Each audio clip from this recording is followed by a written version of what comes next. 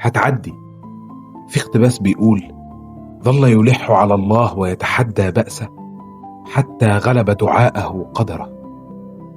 عايزك تغير تفكيرك تماما وتبتدي صفحة جديدة مع ربنا. فكرة انك طلبت من ربنا حاجة ولسه ما حصلتش فتبطل انك تطلب، دي فكرة لازم تتغير. الطفل الصغير لما بيبقى عايز حاجة من أهله بيفضل يزن ويعيط ويطلب من أهله اللي هو عايزه لغاية ما تيجي. ولله المثل الأعلى. افضل اطلب من ربنا كل شوية: يا رب عايز كذا، يا رب اعطيني كذا. كل شوية يرفع ايدك، كل شوية يطلب من ربنا، كل شوية يطلب من ربنا كل حاجة، من أصغر حاجة لأكبر حاجة. هي على الله هينة.